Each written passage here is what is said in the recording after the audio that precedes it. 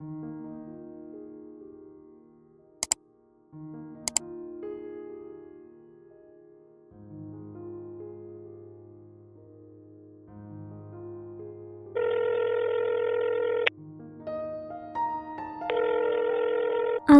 это бюро находок? Да, малыш. Ты что-то потерял? Я маму потеряла. Она не у вас? А какая она, твоя мама? Она красивая и добрая. И еще она очень любит кошек.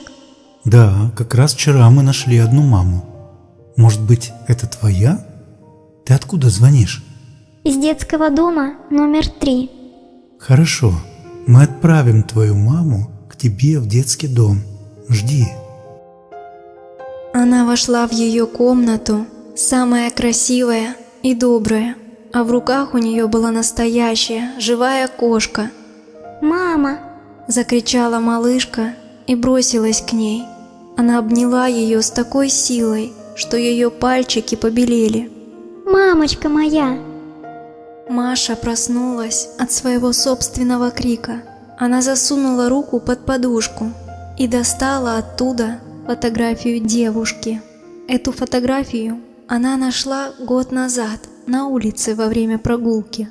Теперь она всегда хранила ее у себя под подушкой и верила, что это ее мама. В темноте Маша долго вглядывалась в ее красивое лицо и незаметно для себя уснула. Утром заведующая детским домом Ангелина Ивановна, как обычно, обходила комнаты с воспитанниками, чтобы пожелать всем доброго утра и погладить каждого малыша по голове. На полу, около Машиной кроватки, она увидела фотографию, которая ночью выпала из ее рук. Подняв ее, Ангелина Ивановна спросила девочку: «Машенька, откуда у тебя эта фотография?» Нашла на улице. «А кто это?» Моя мама. Улыбнулась малышка и добавила: Она очень красивая, добрая и любит кошек. Заведующая сразу узнала эту девушку. Первый раз она приходила в детский дом в прошлом году с группой волонтеров. Наверное, тогда и потеряла здесь свою фотографию. С тех пор эта девушка часто обивала пороги в надежде добиться разрешения на усыновление ребенка. Но по мнению местных бюрократов, у нее был один существенный недостаток. Она была не замужем. «Ну что ж», – произнесла Ангелина Ивановна. «раз она твоя мама, то это полностью меняет дело». Войдя к себе в кабинет, она села за стол и стала ждать. Через полчаса раздался робкий стук в дверь. «Можно к вам, Ангелина Ивановна?» И в дверях показалась та самая девушка с фотографией. «Да, заходите, Алиночка». Девушка зашла в кабинет и положила перед заведующей толстенную папку с документами. «Вот», — сказала она, — «я все собрала». «Хорошо, Алиночка. Я должна задать еще несколько вопросов. Так положено, понимаешь? Ты осознаешь, какую ответственность на себя берешь? Ведь ребенок – это не на 2 часа поиграть, это на всю жизнь». «Я все осознаю», – выдохнула Алина. «Просто я не могу спокойно жить, зная, что кому-то очень нужна». «Хорошо», – согласилась заведующая. «Когда ты хочешь посмотреть детей?» «Я не буду на них смотреть. Я возьму любого ребенка.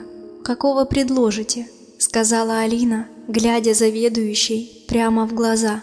Ангелина Ивановна удивленно подняла брови. «Понимаете?» – сбивчиво начала объяснять Алина.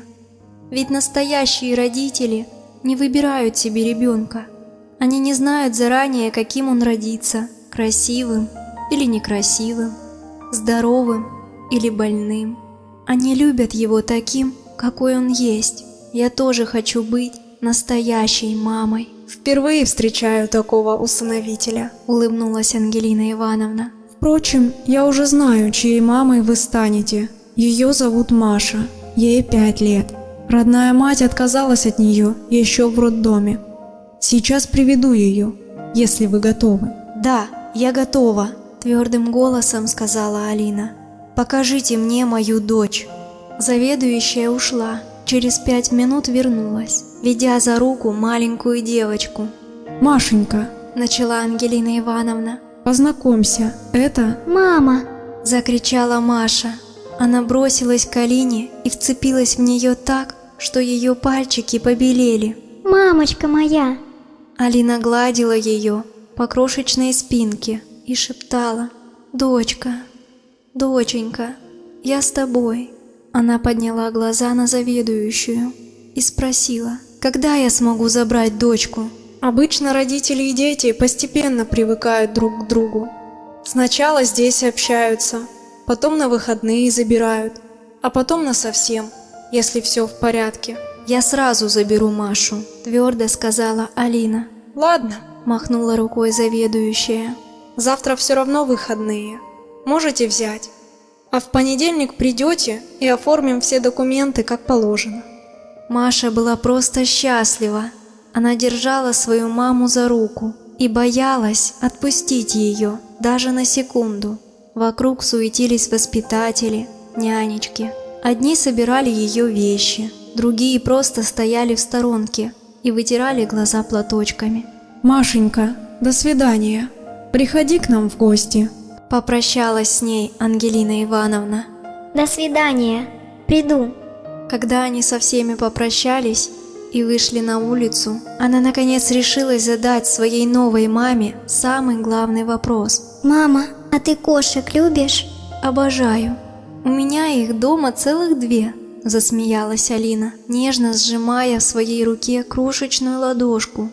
Маша счастливо улыбнулась и зашагала к себе домой.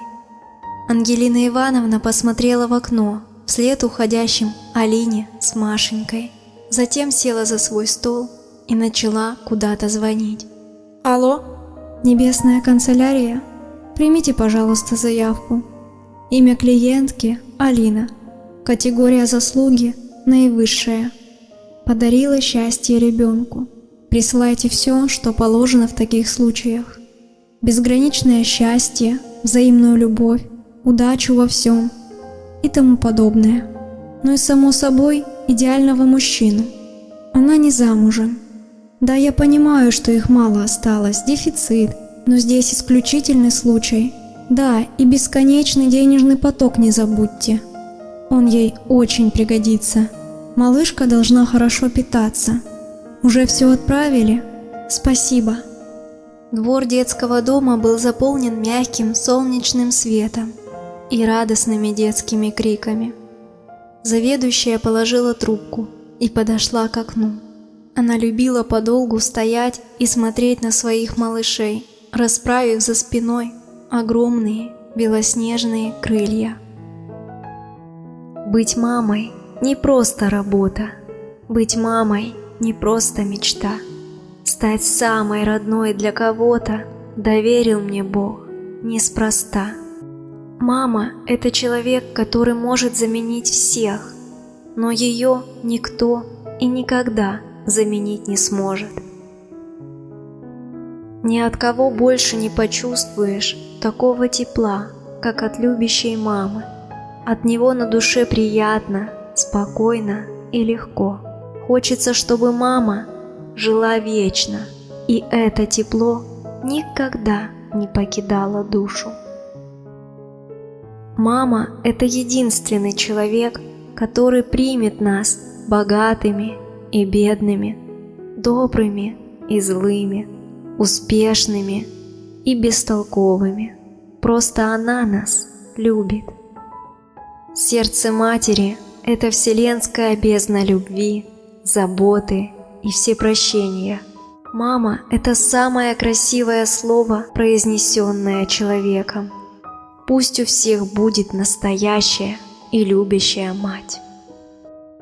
Подпишитесь и напишите в комментариях ваше мнение о данной притче, поставьте лайк, поделитесь роликом в соцсетях и нажмите на колокольчик, чтобы не пропускать новые видео. С вами был канал Притчи и рассказы. Всего вам доброго и до новых встреч!